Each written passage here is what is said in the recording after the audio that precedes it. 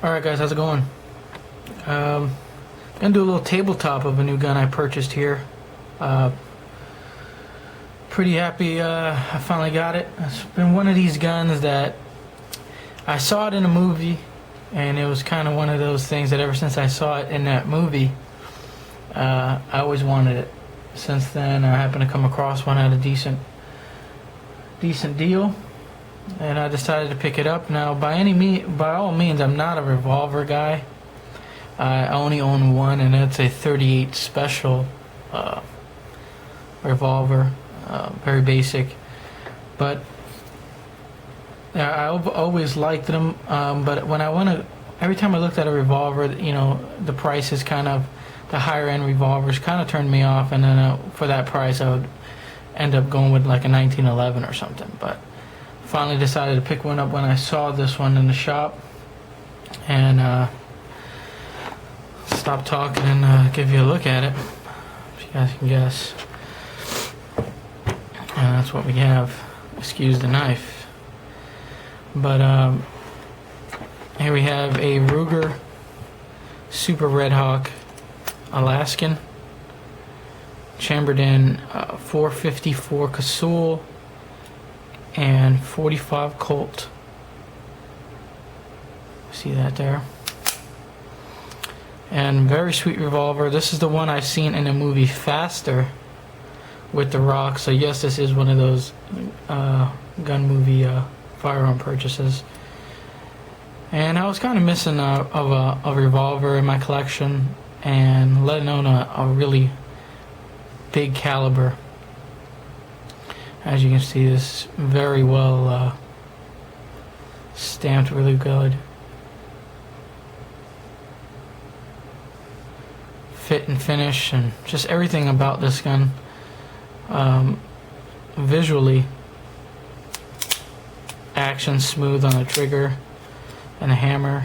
Very good looking revolver, and I'm glad I chose this one anyway, even though all my intentions were to go pick this one up.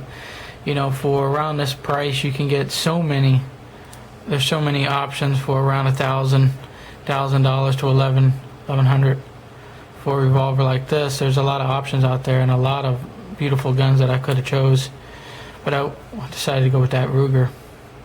I got that Hogue rubber grip, and I want to ask you guys, because what's your thoughts on switching these Hogue out? I saw some on the Hogue website. They have some cherry rosewood grips with the finger grooves, and they have that very good looking checkering on there. But then I was thinking, firing a firearm of, you know, this with heavy recoil as this one will be, wondering if those rosewood grips would, you know, be a little slipperier, whatever the word I'm looking for. You know, it won't be as grippy as these rubber ones.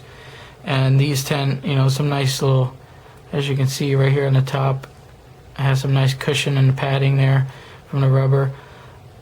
And I'm figuring these rubber grips would be a lot better to manage the firearm and recoil.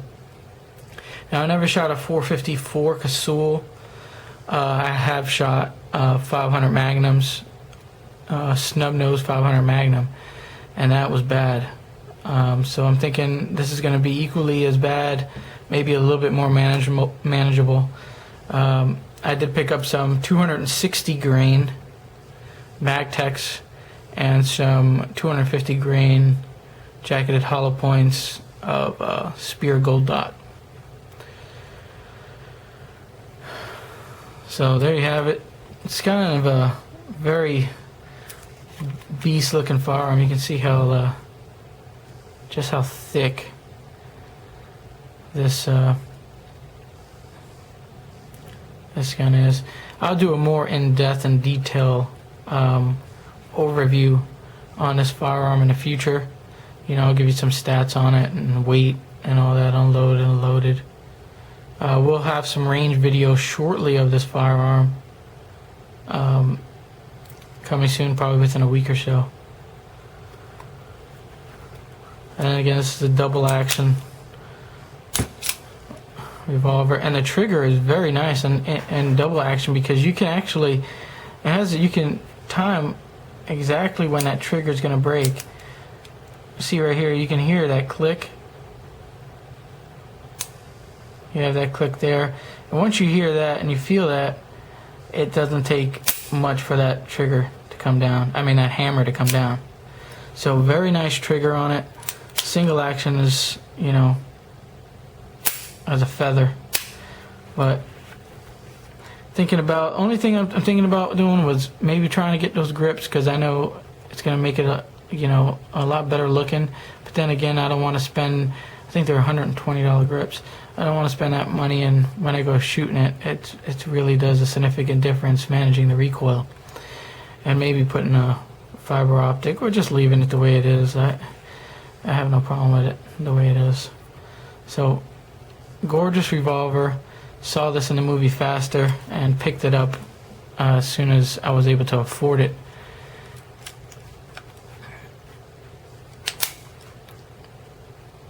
So there you have it, guys. Looking forward to doing a lot more videos with this gun on the channel, as well as range video. Like I said, I'll do another video, overview video, and going more into detail on the weight and the different recoils of the 45 Colt and 454 Casull, and give you some general history of this firearm and when Ruger started producing it and stuff like that. I know this one came into production in 2005, if my memory serves me correctly.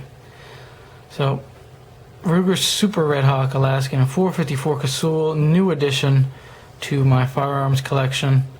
Very excited about this one, and I do have something else coming very, very soon that I've put a down on. It's just sitting there waiting for me to pick it up at the gun shop. So there you have it, guys.